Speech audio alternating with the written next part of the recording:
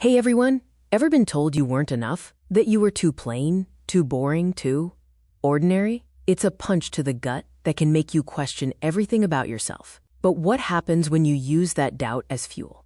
When you take that ordinary label and set the whole world on fire with your talent? This is a story for anyone who's ever been underestimated and counted out. It's about the ultimate glow-up, the kind that happens on the inside first, and then explodes onto the biggest screen imaginable.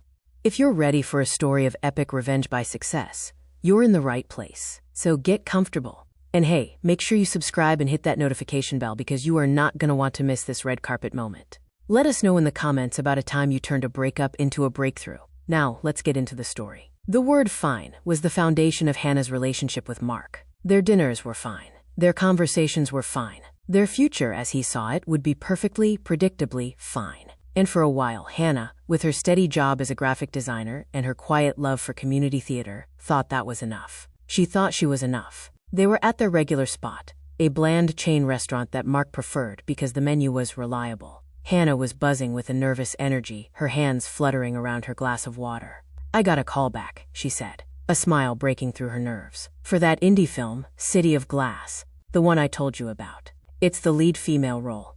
Mark didn't look up from his phone, where he was scrolling through sports highlights. "That's cool, babe. Another play?" "No, Mark, a film," she emphasized, her excitement deflating a little. "It's a real SAG production. It shoots for 6 weeks. It's a huge opportunity." He finally put his phone down, giving her a look of patronizing concern. "Hannah, come on. Be realistic. You're 26. That's a kid's dream. You have a good career. A stable one. Why mess with that for a bunch of late nights and no pay?" "It's not about the pay," she said, her voice tightening. "It's about the art. It's what I love." "Love doesn't pay the rent," he said, echoing a sentiment she'd heard from her own mother. "This acting thing, it's a fun hobby, but it's not a life. You need to focus on what's real." He reached across the table and patted her hand. "You're a wonderful, solid girl, Hannah. You're reliable.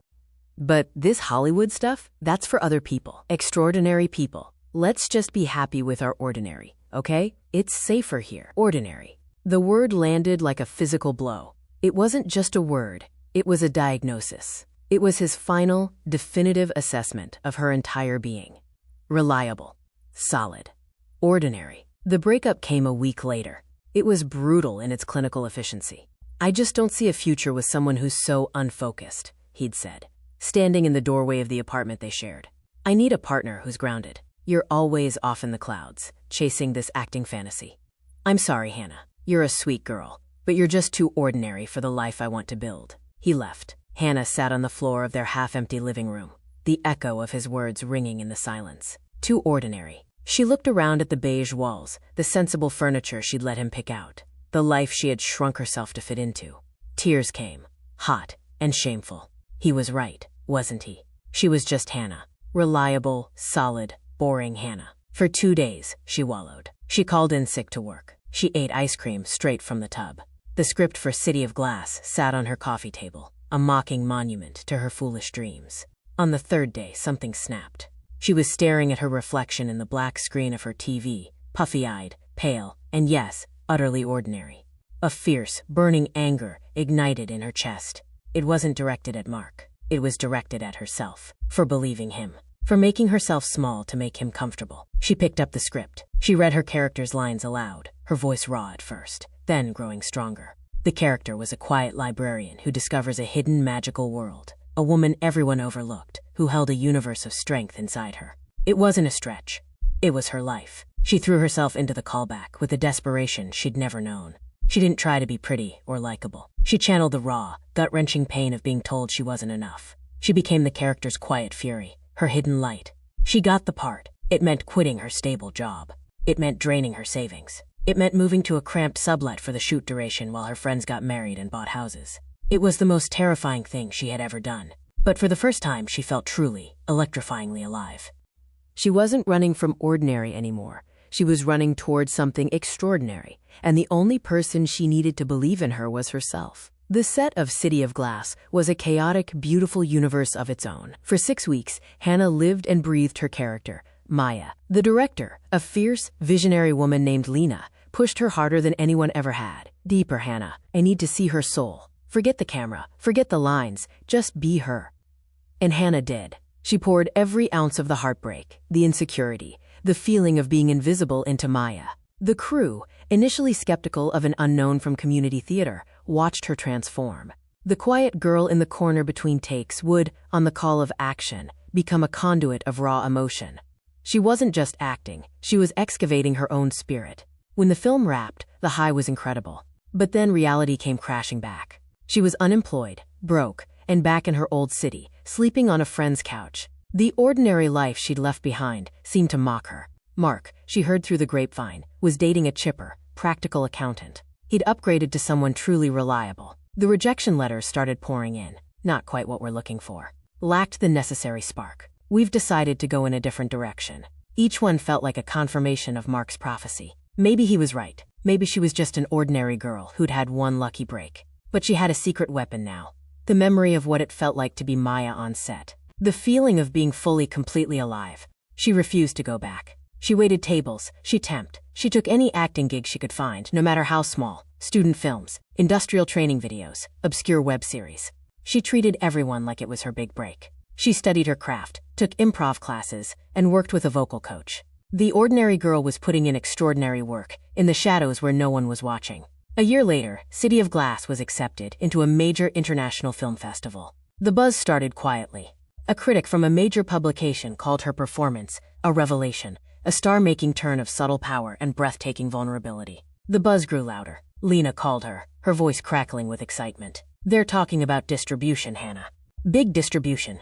The film was picked up by a major studio. The marketing campaign was immense. Her face, serene, but with those intelligent, knowing eyes, was on bus stops and magazine covers. The tagline read, "Discover the magic within." She was no longer Hannah, the ordinary graphic designer. She was Hannah, the actress. The invitation for the premiere arrived in a thick, cream-colored envelope. It was being held in Los Angeles, a world away from the chain restaurant where her dreams had been called unrealistic. She was expected on the red carpet. The days leading up to it were a whirlwind of fittings, interviews, and stylists. The night of the premiere, standing in a hotel suite while a team of professionals zipped her into a gown of liquid silver, she barely recognized the woman in the mirror. She looked glamorous, sophisticated, a movie star. But when she looked closer, past the makeup and the designer dress, she saw the same eyes that had cried on her apartment floor. They were just stronger now. They held a story. As the Blacktown car pulled up to the curb, a sea of flashing lights and screaming fans visible through the tinted windows, her publicist squeezed her hand.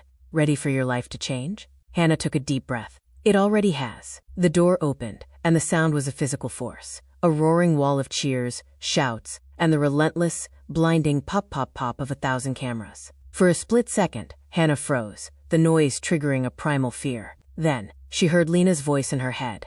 "Just breathe. You belong here." She stepped out. The silver gown caught the light, making her look like she was made of starlight. She smiled, a genuine, stunned smile of pure joy, and the flashbulbs exploded with renewed frenzy. She could hear reporters shouting her name. "Hannah, over here. Hannah." She walked slowly, pausing for photos, her heart hammering not with fear, but with a triumphant, soaring exhilaration. This was the fantasy, the kid's dream, Mark had scoffed at. And she was living it. Meanwhile, 2,000 miles away, in his meticulously clean, reliable apartment, Mark was settling in for a quiet night. He clicked on the TV for background noise while he scrolled through real estate listings. The channel was tuned to an entertainment news network, broadcasting live from the City of Glass premiere. And the stunning breakout star of the season, Hannah Miller, is dazzling on the red carpet tonight, the commentator gushed. The name made him look up. It couldn't be. And then he saw her. There she was, in high definition on his 60-inch screen. Hannah, his Hannah, the one he'd called too ordinary. She was luminous, poised, and radiant, waving to the adoring crowd. She looked like a goddess. She looked extraordinary. The air left his lungs in a sudden whoosh. He dropped his phone, the screen cracking on the hardwood floor. He couldn't look away. The camera zoomed in on her face as she laughed at something the interviewer said, and he saw a confidence, a light in her eyes that had never been there when she was with him. He had extinguished it, and she had not only relit it, she had turned it into a supernova. A montage of her film clips played, her powerful, emotional performance, the very talent he had dismissed as a hobby. The commentator raved about her formidable talent and certain Oscar buzz. A sickening wave of regret washed over him, so potent it made him nauseous. He saw the life he could have had, the glamour, the pride, the extraordinary woman by his side. He had traded it for stability, for ordinary. He had been the anchor, and he'd nearly drowned her. Now she was flying, and he was left sitting in his silent, safe apartment, watching her soar on a screen. On the red carpet, Hannah reached the end of the press line. She turned for one last wave to the crowd, her smile brilliant and unbreakable. In that moment, she wasn't thinking of Mark at all. The closure wasn't in his regret. It was in her own radiant reflection. She had never been ordinary. She had just been with someone who was blind to her light. And as she walked into the theater, the applause ringing in her ears, she knew the greatest success wasn't fame or fortune. It was the profound, unshakable knowledge that she had always been enough, and she had finally proven it to the only person who truly mattered, herself.